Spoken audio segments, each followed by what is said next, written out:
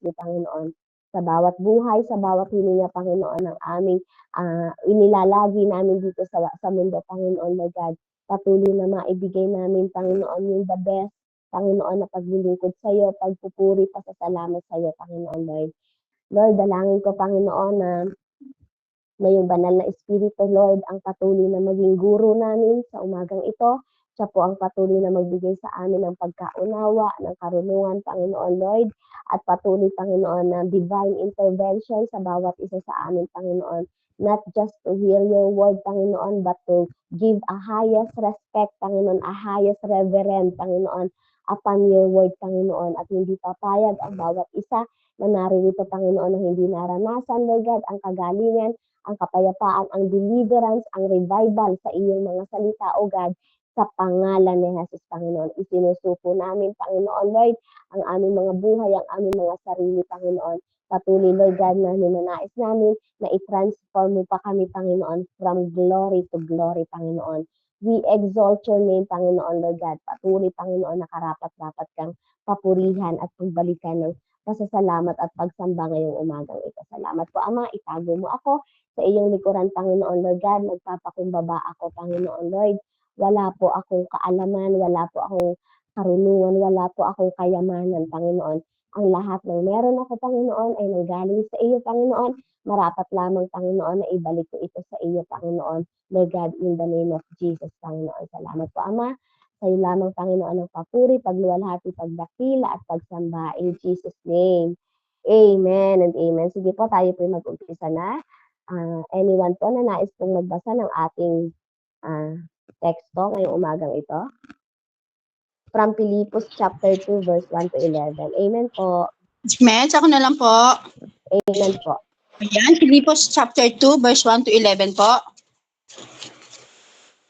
Amen. Opo, Sabi ko rito, ang halimbawa ni Kristo. Amen.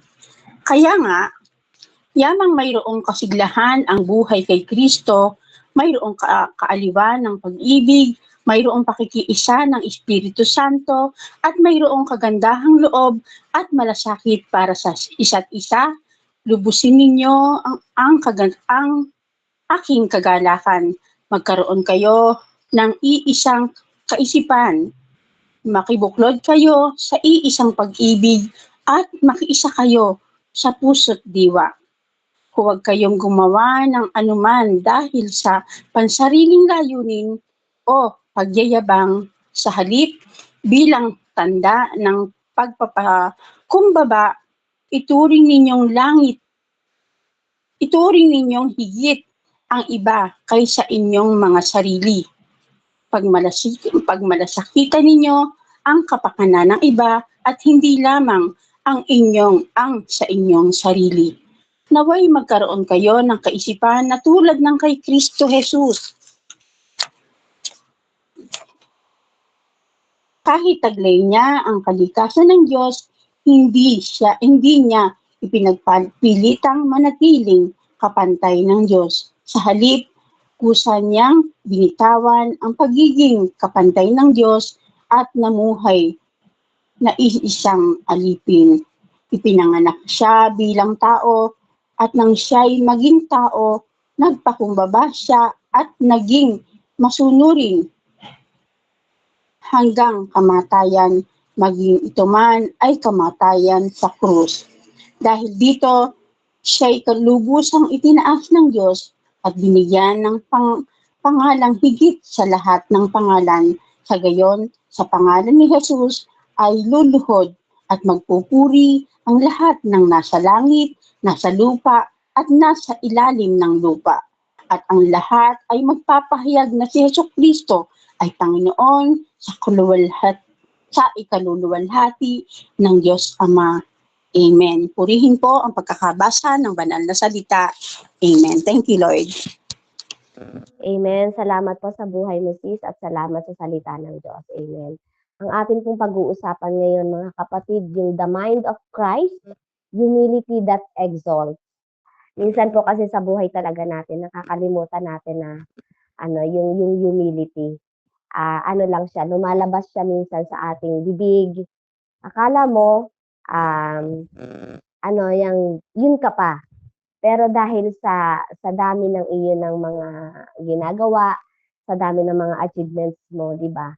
Ito kasi dito po sa salita na ito, yung Filipos na ito po, ibinalik po ako ng Panginoon kahapon po nung ito po ay binabasa ko. Nakailang basa po ako, napakasarap po niyang namnamin. Every verse po ay ang katotohanan po ay meron po siyang mensahe para sa atin na hindi lang talaga noon dapat na, alam niyo yun, yung hindi lang talaga noon dapat na makita natin na sinasabi natin na tayo ay nagpapakumbaba. Alam mo yun, dapat po talaga ay nilalakaran natin. Dapat hinihingi natin sa Panginoon, iniluluhod natin sa Panginoon.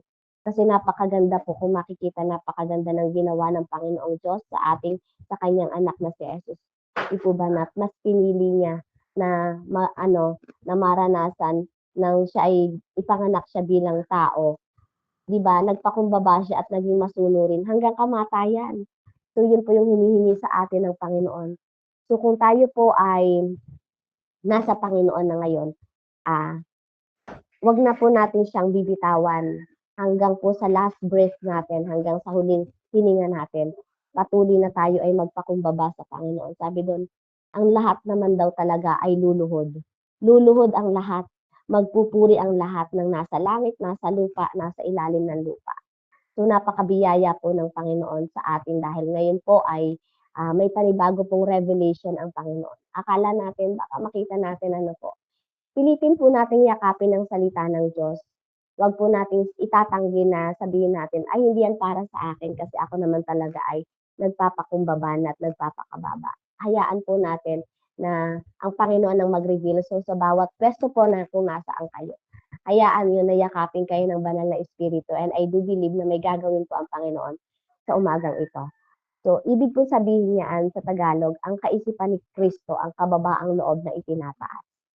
Ibig sabihin po, yung kaisipan po ni Kristo, yun po yung hinihiling sa atin, ano po, the mind of Christ, ang kaisipan ni Kristo. Ito po kasi ay tumutukoy sa paraan ng ating pag-iisip. Paano ka ba mag-isip, 'di ba? Sa paraan ng ating pag-uugali. Ano ba ang iyong pag-uugali, character? Sa pinakamalalim po na Tagalog, ano ba ang iyong asal, 'di ba? Anong asal meron ka sa harapan ng Diyos, 'di ba? Yun yung ano yung yung pananaw mo kung sino si Jesus sa'yo. Baka kasi nagiging na lang natin, routine. Lord, pinupuri kita. Lord, ikaw ang aking tagapagligtas. 'Di ba? Ang hinihingi ng Panginoon yung pusong mapagpakumbaba, yung handang maglingkod, at yung masunurin sa kalooban ng Diyos. Kasi dito ipinakita, hindi siya nagmataas kahit siya ay Diyos, bagkus ay pinili niyang magpakumbaba at maglingkod hanggang sa kamatayan sa krus. Yun po palang humility, yun po pala yung mag-e-exalt sa iyo pagdating ng panahon. Yung kababaang loob na itinataas ka. Yun po pala, kasi yun po ang ginawa ng Ama sa kanyang anak dito sa salita niya. Na sabi doon, kaya naman, dahil naman daw doon sa ginawa ng Panginoon, naging masunurin at nagpakumbaba siya, lubusang itinaas ng Diyos. So mga kapatid, kung may nais po kayo na nais dito habang kayo nabubuhay, subukan niyo po na alam niyo, isik niyo yung presence talaga, yung truth, yung katotohanan about humility, yung serving God at yung obedient heart, teachable heart. Kasi po, itataas po tayo ng Panginoon sa bawat sitwasyon na atin pong ginagawa. Amen? So sabi po dito, ayan, parang medyo kasi, may ibubo pa ako. May mga tao tayong hinahangaan, di ba? Dahil sa kanilang mga achievements o mga katanyagan, sa mga ginawa. Naranasan niyo na ba dati nung kayo ay maging high school, maging college na hangaan din? Ayan, nahangaan ba kayo sa inyong school, sa inyong ginagalawan? Ako po, nung ako po ay high school, talagang napaka-active ko po dyan. Even po nung ako'y elementary, lahat. So, lalo na po nung nag-college ako, yung palagi kang wala pa ngayong mga highest honor, mga dean's lister, mga top ganyan. And lagi po akong minsan na exempted sa ilang subject kasi nga nag-aabang po yung ko. Hindi ko naman po siya itinataas. Pero nararanasan ko that time pa lang na yung mga kaibigan ko na parang talagang gusto rin akong maging kaibigan talaga. Alam ko po na may mga ganoon, may mga achievements, may mga katanyagan. Lalo na po nung ako po ay nag-serve sa amin pong barangay as SK chairman. At ako po ay naging financial advisor po ng aming lugar po lahat ng cheque bago po ako nakapagtapos. Ang dami ko pong mga ginawang bago po ako ng career ko secular ay may mga ganun na po akong mga ginawa Pero sa mata po pala ng Diyos hindi po pala sapat 'yun. Sa mata po pala ng Diyos ang tunay na kadakilaan ay hindi nasusukat sa taas po ng posisyon, kundi po pala sa kababaang loob. Minsan po made-deceive tayo sa lahat ng kahit mga Kristiyano po sa lahat ng ating mga ginagawa. Minsan hindi mo na namamalayan na nade-deceive ka na pala ng pride, ng ego, alam niyo po yun, yung pagiging mayabang mo, di po ba? So ngayon, lahat po ng mga tao ay nag-i-strive to be on top, di ba? Kahit sa ating paglilingkod, naranasan niyo po ba yan sa inyong church, di ba? Parang iba nating mga gusto sila lagi na nasa top. Gusto sila lagi yung nakikita, gusto sila lagi yung napapansin. Wala pong masama pero dapat ay alam mo rin yung ginagawa mo na ba talaga ito dahil inuutos sa'yo ng Panginoon. Baka kasi meron kang ginagawa na hindi naman sa'yo pinapagawa ng Panginoon. Ginagawa mo lang yun dahil nasanay ka na ikaw ang gusto mo, nasa itaas, di po ba? So minsan, yung mga small things na ganun po, nakakadaya po pala sa ating paglilingkod at lalo tigit doon sa humility na hinihingi sa atin ng Panginoon. Kasi po, sa kingdom po ng God, the way up is down through humility. Ang totoo pong itinataas ng Panginoon ay yung mga nagpapakababa. So sa Philippians po, chapter 2, verse 1:11, ipinakita po dito ni Pablo yung pinakamagandang larawan ng kababaang loob, ang buhay at isip ni Kristo. Kaya nga, the mind of Christ. Amen. So, kumustahin natin, di ba, yung ating mga isipan? Kumusta ang ating pag-iisip, ang ating pag-uugali, di ba, ang ating pagsunod, di po ba? Yung lungsod po kasi ng Pilipos dito, historical background ko lang po isang Roman colony po sa Macedonia. Ang mga taga-Filipos po ay kilala sa kanilang Roman pride at status. Yung simbahan po sa Filipos ay itinatagpuyan ni Pablo para po maging second missionary journey po ng kanilang lugar. Ngunit nang sulatin po ni Pablo yung liham na ito, si Pablo po ay nasa bilangguan. Ang layunin po kasi ng pagsulat ni Pablo dito, yung pasalamatan po ang mga taga-Pilipos sa kanilang tulong kasi nga nagpapadala sila ng tulong kay Pablo habang po nasa kulungan. So palakasin din yung kanilang pananampalataya, paalalahanan sila na magkaisa. Kaya po sa kabanatang ito, mga kapatid, sinasabi ni Pablo, ang unity sa Christ, sa church, ay posible lamang kung may humility. Totoo po ba yun? Ang unity sa church ay posible lamang kung may humility. Kung ang mga tao sa simbahan ay puro mayayabang, walang pagkakaisa yan. Yan po yung tinutukoy ni Pablo dito po sa kabanata ng Filipos. Even po sa ating pamilya, sa loob ng ating tahanan, walang pagkakaisa kung lahat ay gusto'y mataas sila. Kung lahat ang gusto sila ang masusunod. Even nga sa isang relasyon, sa isang mag-asawa, napapansin niyo yun. Kung parehas kayo, may ipinaglalaban, nawawala yung pagkakaisa niyo doon sa inyong relasyon. Di po ba? Walang masama na alam mo, walang masama na meron kang something na ipaglaban. Totoo. Kung may point ka, hindi naman ibig sabihin na kailangan mong iwala yung iyong humility. Hayaan mo na mas mangibabo pa rin yung kababaang loob. Lagi po natin iisipin, ang kinagagalawan po natin sa mundong ito ay punong-puno po ng distractions. Amen? At si Satan po, wala po yung kapangyarihan. Pero once na nakapasok po yan sa atin, tayo na po mismo, kalaban na po natin mismo yung ating sarili. Amen po. Ayan, pinapasok na tayo ng mga kayabangan po sa ating sarili. Kaya po sinasabi doon na yung unity po ay posible lamang kung may yung unity ay posible lamang kung may humility ang isang tao. Amen po. So binanggit po dito ni Pablo yung kanyang kalagayan at pag-asa kay Kristo. Amen. So dito po sa sa verse 1 to 4, sabi doon, medyo mahaba, pero sinasabi doon na unity through humility. So nire-remind po ni Apostle Pablo dito yung mga believers po mismo tayo po yun. Kung totoo daw po tayo na nasa kay Kristo, may pag-ibig, awa at espiritu, dapat po itong makita sa pagkakaisa. Just like here in SFC. Kung totoo daw po na tayo ay nasa kay Kristo, ito po yung mentality dapat ng isang believers. Ang kausap po dito, ang pinapatungkulan po dito ni Pablo ay hindi yung hindi mananampalataya, kundi tayo po mismo ito. Ano po? So dapat po makita sa atin yung pagkakaisa kung tayo po ay may pag-ibig, awa at espiritu. Kaya nga minsan 'di ba? Kung yung mindset mo, alam niyo po, yung mindset mo ay pang kay Jesus, yung asal mo is parang yung tinutukoy dito yung mataas na paggalang mo sa Panginoon. Minsan po dito sa SFC, may pagkakaisa naman po patawarin niyo po ako sa aking mga sasabihin may pagkakaisa naman po.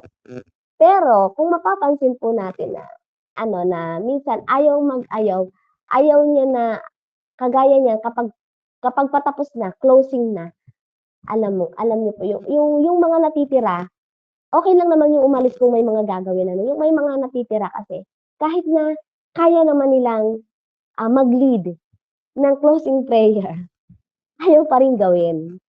'Di ba?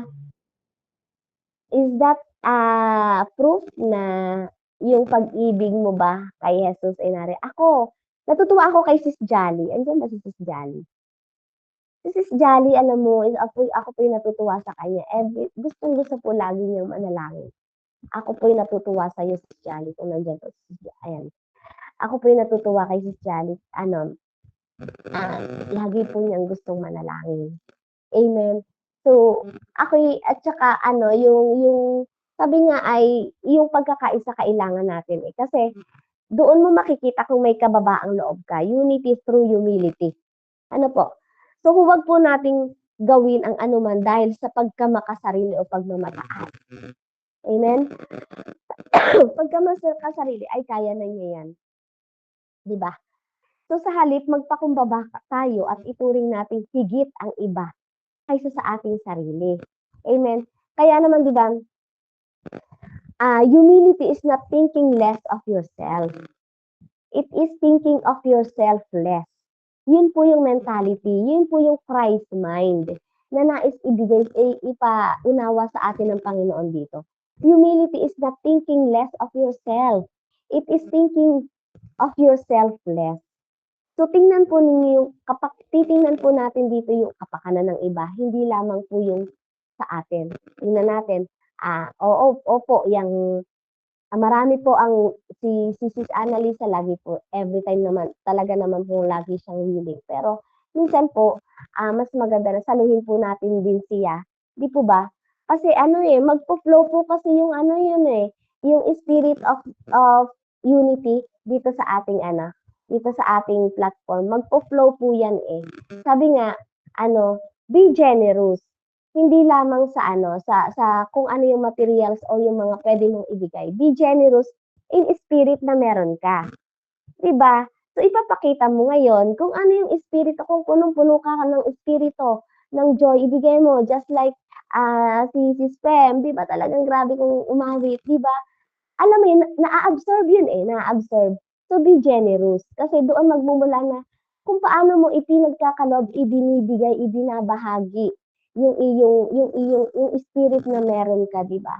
Makikita yun na nagpapakumbaba ka sa Panginoon na hindi mo kinikimkim yun, hindi mo sinasarili. Sa akin lang 'to binigay ng Panginoon, bakit ko naman sa kanila? Baka makakuha pa sila ng tip. 'Di ba? So, hindi po dapat gano'n.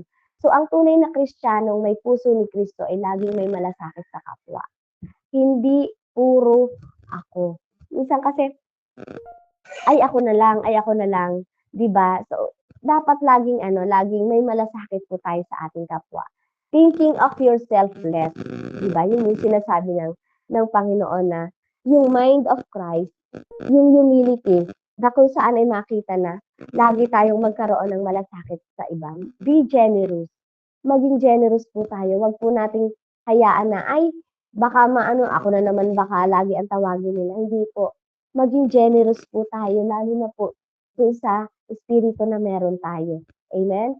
So sabi po doon, sa verse 5 to 8 naman po, yung example po ni Christ, yung humility po, the example of Christ's humility. Sabi doon, sa verse 5, gusto ko pong bigyan ng diin, magkaroon kayo ng kaisipan na tulad ng kay Kristo Jesus. So ito po yung pinakang sentro ng kabanata dito, the mind of Christ. Actually po, ito lang sana yung aking papatukulan, pero ang ganda po nung pinakang teksto doon sa 1 to 11. So dito sa verse 5, the mind of Christ, ito yung pinakang center ng kabanatang ito. Sabi doon, bagamat siya ay nasa kalagayang Diyos, di ba? Hindi niya pinilit ang pagiging kapantay ng Diyos. So tayo ganun din. Bagamat tayo ay Kristiyano na, di po ba? Dapat hindi natin yang sasabihin natin na ay parang yang hindi na ako makikihalubilo sa iba. Hindi na ako makikihalubilo sa mga kasalanan. Hindi na ako makikihalubilo dun sa mga dati kong mga kaibigan, 'di ba? Hindi kasi yung Panginoon nga 'di ba? Kahit siya Diyos, 'di ba, pinilit pa rin niyang maging kapantay pa rin. Hindi niya ipinilit na maging kapantay siya ng Diyos, bagamat siya ay nasa kalagayang Diyos. Siya ay tunay na Diyos pero hindi niya ginamit iyon para sa sariling kapakanan. Sa atin din po 'yun minsan po namimili lang tayo kung sino yung ating pagpi-pray. Naisip po ba ninyo na sa ating mga pamilya na lang po sa ating mga kapatid, sa mga nating kamag-anakin na hindi pa mananampalataya. Naisip niyo rin po ba na kahit isang pinsan mo or medyo tiyahin mo na hindi mananampalataya, naisip mo bang paglaanan ng kahit ilang minuto na siya lang ang ipag-pray mo? Ako po nararanasan ko po yun na ganun po pala kahalaga yung salvation po. So dito, sabi ko, ayoko na ako lang ang makinabang. Ayoko na ako lang. Kasi, lalo tigit, gusto ko yung dalawa kong kapatid na lalaki. Sabi ko, Lord, baka kasi ako'y mahuli. Lagi kong sinasabi, Lord, baka kasi ako'y mahuli. Kaya, sa 24 hours po ng buhay ko, meron sila doon na, sa buong isang linggo, meron sila sa bawat isa doon na, ilang minuto na siya lang yung taong pinagpipray ko. Alam mo yun? Kasi kailangan natin na maging masigasig sa kanila. Alam mo yun? Kasi ang dalawa ko pong kapatid, pero thank God, kumikilos ang Panginoon kahit po sila ay malayo sa akin. Ang dalawa ko pong kapatid talaga, grabe, hindi mo kung hindi mo kilala ang Diyos, sasabihin mo na, titigilan mo na silang ipag-pray kasi sasabihin mo, imposible silang mabago. Sasabihin mo talaga yun kasi po, yung panganay kong kapatid talaga, grabe po, iba po siya.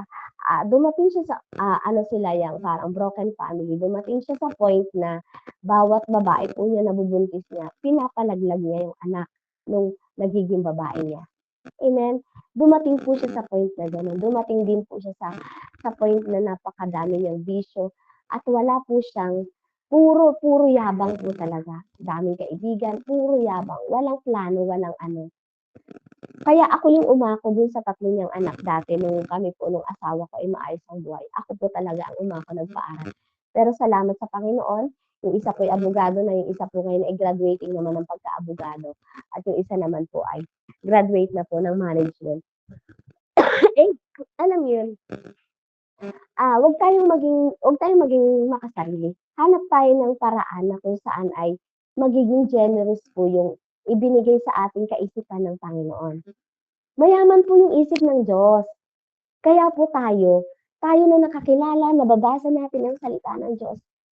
We are rich also sa wisdom. Mayaman din po tayo sa wisdom. Amen po. So sa halip po, so sabi doon, di ba nang siya po ay maging tao, nagpakumbaba siya at naging masunurin hanggang kamatayan sa krus.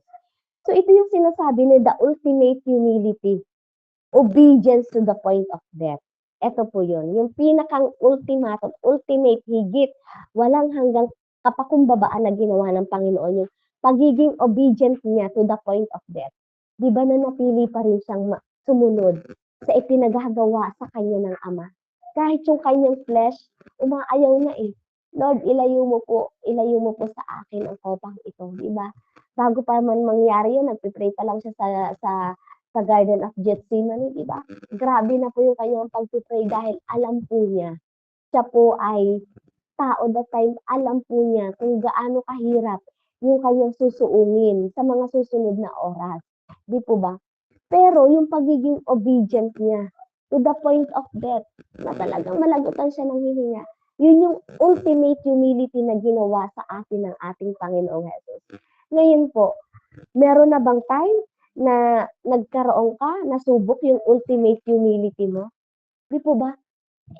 Eh, ang totoo nga, pabanjing-banjing pa nga tayo sa ganitong sitwasyon eh. Di po ba? So, ang pinakamaganda pong humility na ibibigay natin sa Panginoon, ilapit po natin, lapit lang tayo ng lapit ng mga tao sa Kanya. Lapit lang ng lapit. Kasi po, pag wala na po tayong buhay, hindi na po natin yun magagawa. Lapit lang po tayo ng lapit. Ilapit lang po natin ng ilapit sila. Mag-sacrifice tayo. Mag-sacrifice tayo ng isang tao, ilang minuto sa ating pananalangin. Sa isang araw, kumuha ka ng isang tao sa kamag-anakin mo, na ipanalangin mo, ilapit mo sa Panginoon. Sa sunod na araw, hindi yung kabawasan sa ating pagtatrabaho sa 24 hours na ibinigay sa atin ng Panginoon. Sabi doon, walang mas mababang paraan ng kamatayan doon sa ginawa ng Panginoon. Di po ba? Pero, hindi siya ang pumili nun. Sumunod po siya sa kanyang Diyos Ama. So, ano po ang nais ipatungkol dito ng ating Panginoon sa verse 8 na ito? Yung ultimate humility, obedience to the point of death. Humility is not weakness. Pag po tayo nagpapakumbaba, nagpapakababa, hindi po tayo mahina. Ito po ay, it is the strength to obey, even when it hurts. Kasi ginawa ng Panginoon eh. Di ba? Yung lakas mo ngayon, susunod ka, kahit na masakit sa'yo, kahit na nasasaktan ka, Lord, I will follow you. Wherever you lead me, I will follow you. Alam mo yun? Kahit alam mong ang hirap, hindi komportable yung lugar, at hindi madali na kumausap ng maraming tao, lalo na't hindi naman yung isip, ganun din naman tayo dati, di ba? Minsan nga dumarating pa sa mga point na may mga pilosopo tayong makakaharap, di ba? Pero kung ibinababa mo sarili mo, pilit mo silang inaabot, hindi po yung kahinaan. Sabi nga dun sa ating title, yung exalt, yung magtataas sa iyo. Once na ginawa mo yung pagpapakumbaba. Ganun din po, alam niyo po, na-gets ko po yung gusto ng Panginoon na minsan ipagawa sa akin. Dumarating talaga sa point na parang may hamon sa'yo sa paglilingkod. Pero subukan mo magpakababa. Itataas ka ng Panginoon. Walang makakahadlang doon. Walang makakahadlang. Meron kang sariling spotlight na lalakaran sa Panginoon. Kasi nag-obey ka sa Kanya na nagpakababa ka. Dahil binigyan Kanya ng strength to obey. Even when it hurts. Amen? I'm sure nakaka-relate po ang ating Pastora Mary Lou dyan, ang Sis Debs. Diba ito yung may mga malalaking ministry, and just like us po, na mga simple lamang po, mahirap, di po ba? Pero, magpakababa tayo kasi hindi po yun kahinaan, yun po ang totoong kalakasan. Amen? Kagaya nga ng ginawa ng Panginoon, di ba? Doon siya ay yung nag-obey siya sa Panginoon, hindi kahinaan na natanggapin niya yung bawat sampal ng mga tao, yung bawat pagdura sa kanya, yung pagpunit sa kanyang mga damit. Hindi yun kahinaan para sa kanya. Kasi yung pagsunod niya yun, yung pagpapakababa na yun, yung naging lakas niya para sumunod kahit na siya ay nahihirapan. Bakit? Ano naman yung ginawa? Eto tayo, may mga Kristiyano na mga naligtas. Dahil po yun dun sa kababaan ng loob na ginawa ng Panginoon, di po ba? So, pangatlo po, the exaltation of Christ. Ito na po yung sa verse 9 to 11. Sabi po doon, sabi po doon sa verse 9, dahil dito, siya'y lubusang itinaas ng Diyos at binigyan ng pangalang higit sa lahat ng pangalan. Amen? So, after humility came exaltation. Pagkatapos ng humility, itataas ng Panginoon. Amen? Pagtiwalaan natin ang Panginoon. Kung kinakailangan na tanggalin mo lahat ng baggages mo, lahat ng ego mo, lahat ng pride mo, hindi lahat ng may point ay dapat na siyang manalo. Di po ba? Minsan, kailangan talaga rin natin na magpakababa rin. Kahit na may point ka. Kasi sabi doon pala tayo itataas ng Panginoon after humility. Hindi before humility. Sabi, after humility came exaltation. Di ba? God exalted him and gave him the name above every name. Di ba? Yun ang ginawa sa kanya ng Diyos Ama. Binigyan siya, in-exalt siya, binigyan siya ng pangalan above all names. Di po ba? Di ba kaya nga may awitin, you're the name above all names. You are worthy of all praise. Di po ba? Kasi, nilakaran niya yung humility and nag-obey siya sa Panginoon. So, sabi doon sa verse 10, sa gayon, sa pangalan ni Jesus ay luluhod at magpupuri ang lahat ng nasa langit, nasa lupa at nasa ilalim ng lupa. So, ibig sabihin, one day, every knee will bow. Believer or unbeliever. Di ba? Ang Panginoon na minsan na-humiliate, na-glorify naman siya forever. Yun din po ang mangyayari sa ating mga kapatid. Kahit na may mga persecution, kahit na dinedegrade ka, kahit na marami ang hindi nagtitiwala sa iyong kakayanan. Amen. Wag mo silang labanan ng gusto nilang laban. Ibaba mo yung iyong sarili. Magpakababa ka sa Panginoon. Lord, hindi ko po ito kaya. Protect mo po yung puso ko na hindi ako makapag-response ng against sa kalooban mo. And after that, i-exalt ang pangalan mo. Bawat isa sa atin dito, may exaltation na magaganap kapag po sinunod natin ang kababaang loob at yung pagsunod sa Panginoon. Amen. Sabi doon, at ipahayag ng bawat dila na si Jesucristo ay Panginoon. Di ba? Ang pinakang po ng history dito sa Filipos, dito sa kabanata po na ito, every tongue will confess that Jesus Christ is Lord.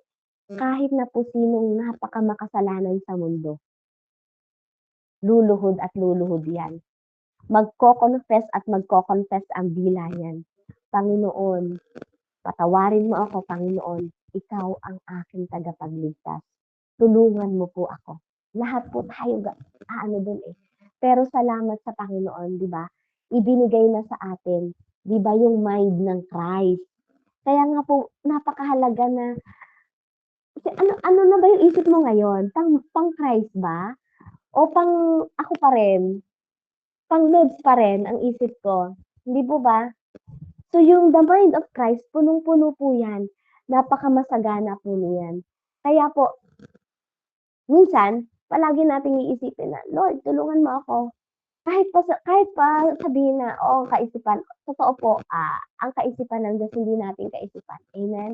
Pero meron po siyang, wisdom na kung saan ay patuloy po tayong kinakatagpo, meron po siyang Holy Spirit, na kung saan ay yung mind po niya is magiging mind din po natin. Amen po. So, dito po, unity grows where humility flows.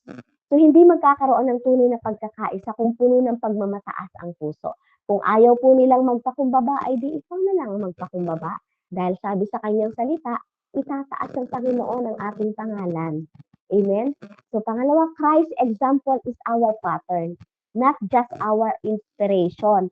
Yung ginawa po ng Panginoon sa cross of Calvary, yung ultimate humility niya to the point of death, di po ba? Hindi po lang yan para maging inspirasyon natin. Hindi lang para maging pattern natin, di po ba? Hindi lang natin siya tinitingnan bilang modelo, kundi sinusundan na po natin siya. Dapat po sinusundan natin yung ginagawa ng Panginoon. Amen po. And the way to greatness is through servanthood. So yung path po ng exaltation is through humble obedience. Through humble obedience. At napakasarap pong ugaliin na yung sa ating bawat pagsasalita. Hindi mo naman siya sasadyain eh. Kung meron kang mind ng kay Kristo, di po ba? Kusang lalabas yon. Yung iyong pagiging refined, yung pagiging maayos ng iyong pananalita na parang ayaw mo naman talagang maka-offend. Di po ba? Hindi masama na maging matapang tayo, bold. Pero wag lang po tayong maging arrogante. Baka kasi po, hindi na po tayo nagiging humble. Kala mo humble ka, hambog ka na pala. Di po ba hambog na eh? Parang kahambogan na yung iyong mga sinasabi. Di po ba? So, sikapin natin na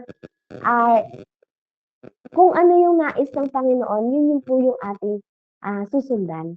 Sundan po natin yung ginawang pattern sa atin ng Panginoon. So yung kababaang loob po ni Kristo, ang modelo po ng ating pamumuhay. At sa pamamagitan po ng pagsunod natin sa Kanya, mararanasan natin ang kadakilaang mula sa Diyos.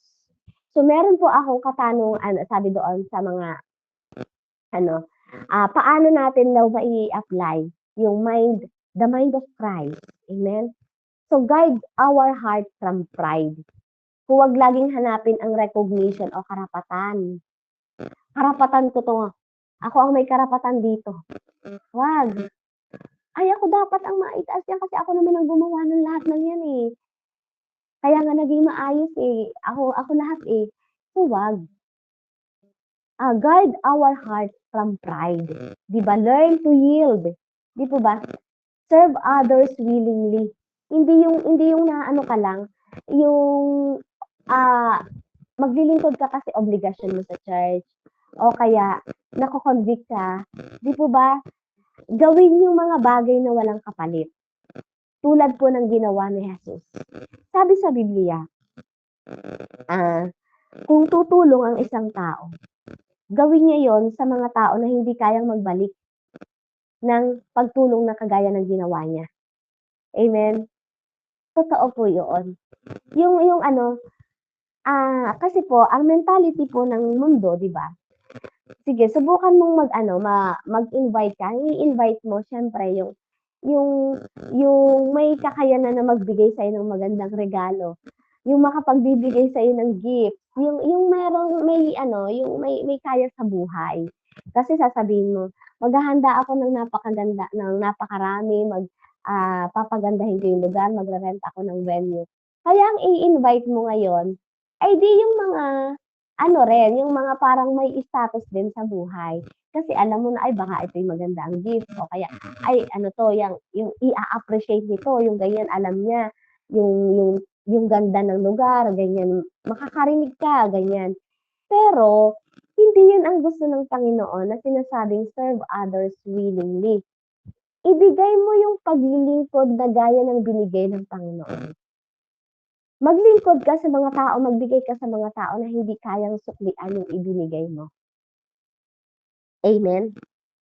Eto po, isa po sa ano, sa ano ko, nung nag 7 years old po yung panganay ko, grabe po ang paggastos talaga namin.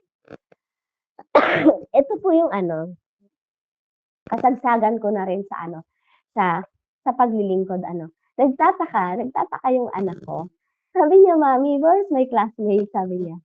Kasi po, yan, alam niyo yun, ang laki ng ginastos namin. Grabe yung cake niya, ilang layer, yung para talagang may kasalan yung nagastos namin sa kanya. Ano po, ilang baboy yung hinatay, tapos napakalaki ng lugar. Pero, alam niyo po yung ano, yung in-invite namin, yung pong nagpahakot po kami mag-asawa, yung pong mga batang kalye. Alam niyo, yung mga batang kalye. Meron din naman siyang mga classmates, pero bihirang-bihira po. Yung mga batang kalye, yung mga nasa tabing ilog, yung mga nanay-nanay doon na naglalabada sa mga ilog-ilog. Sabi ko lang doon sa mga kuya ko, kung sino yung dadaan diyan lahat, anong pakainin mo. Alam niyo yun, dito mararanasan mo na kahit na may dumating kang problema, matatatak sa kanila yon. Matatatak sa kanila yon. Amen. So yun po yung serve others willingly. Huwag kang mamimili ng tutulungan mo. Amen.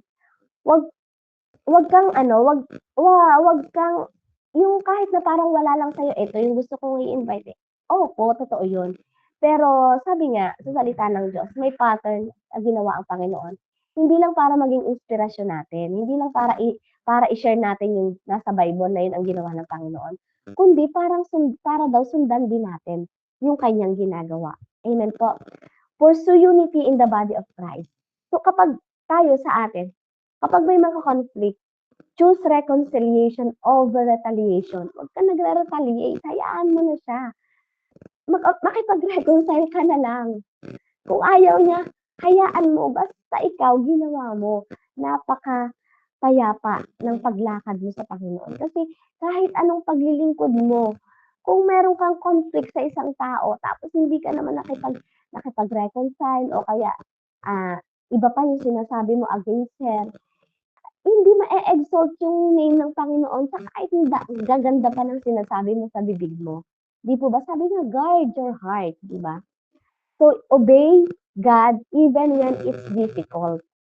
So, true humility submits to God's will no matter the cost. Kahit nagaano pa yung price niya. Kahit nagaano pa yan.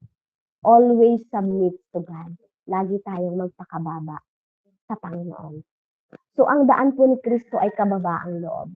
Ngunit iyon din ang daan patungo po sa kadakilaan. Kung gusto mo na yung pangalan mo, kung gusto mo na kung gusto ko na yung pangalan kong Med, di po ba? Maging dakila, ma-exalt, di po ba?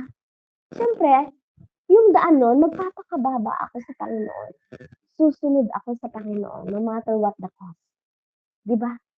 Kahit pa yung protection mo, may tamang ano ng kabayaran eh. Alam niyo yun? Kilala niyo ba, hayaan mong pagbayaran yung ano, yung gagawin, yung ano ng pangalan mo, pagbayaran mo, alam mo yun? Kilala niyo ba si Pastor Peter Tanchi? Di ba si Pastor Peter Tanchi, di ba?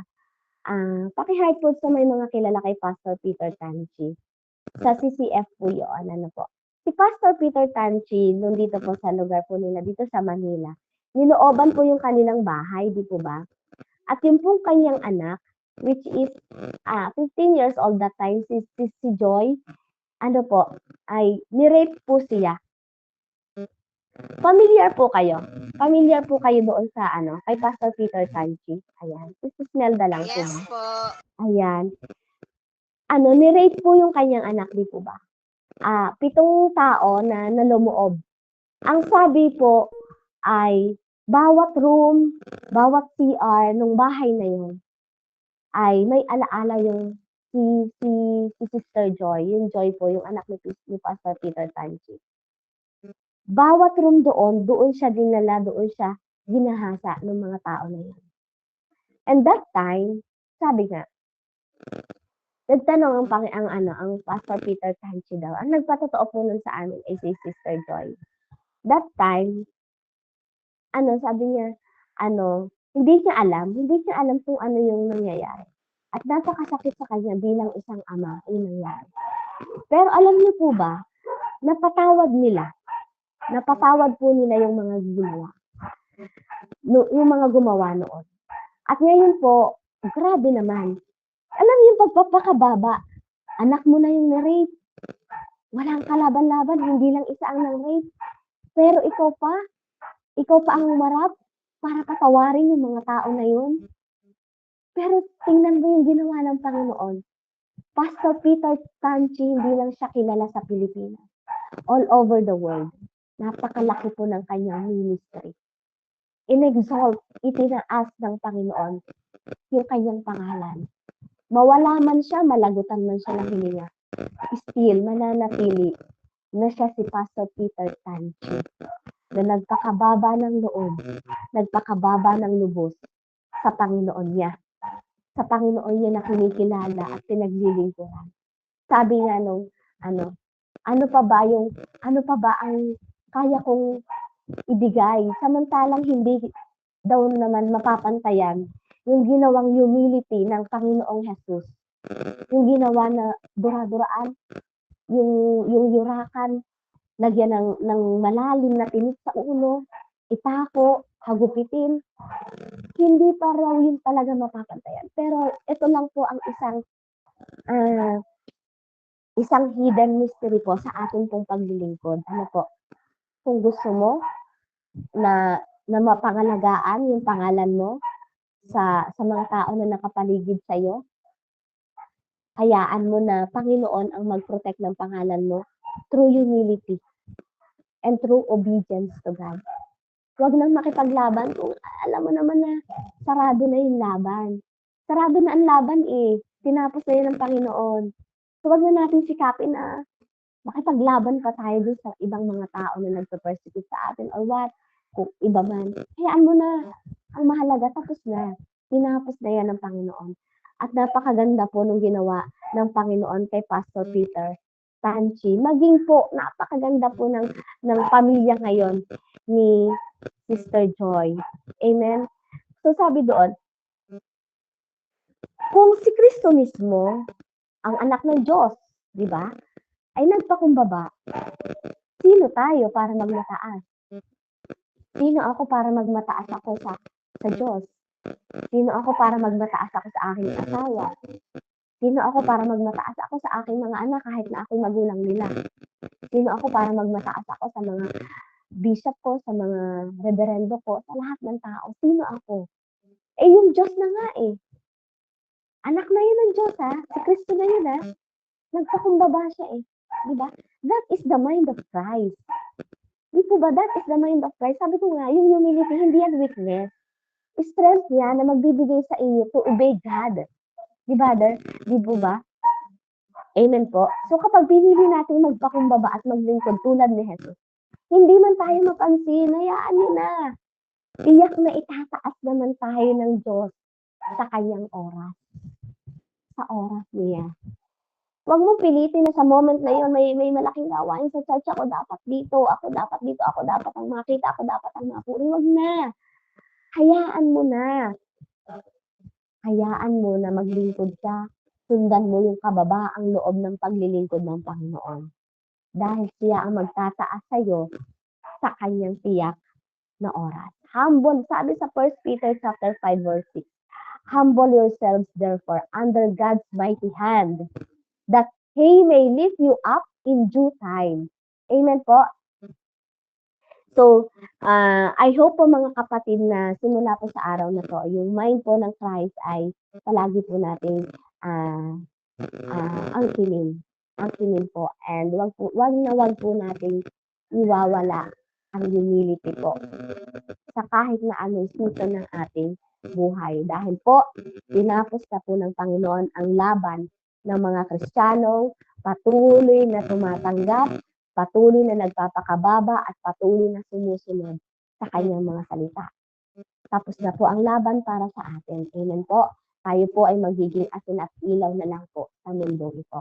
Amen. Sige po, tayo po manalangin. Hallelujah, Lord. Salamat po, Ama,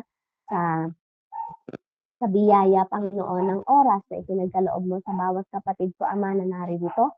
Patuloy ka, Ama, na napapurihan, Panginoon. Salamat po, hawakan mo po ang aming mga puso, maging ang aming mga kaisipan, Panginoon. Sa panahon, Lord God, na kami man, Panginoon, ay makakaranas ng pagmamataas, Panginoon, agad mo kaming tapikin, Panginoon, at patuloy na ikaw ang magparanas sa amin, Lord God, ng tamang kapakumbabaan. Salamat po, Ama. Sa iyo ko po, Panginoon, ibinibigay at ibinabalik ang pinakamataas na papuri, pagluwalhati, pagdakila.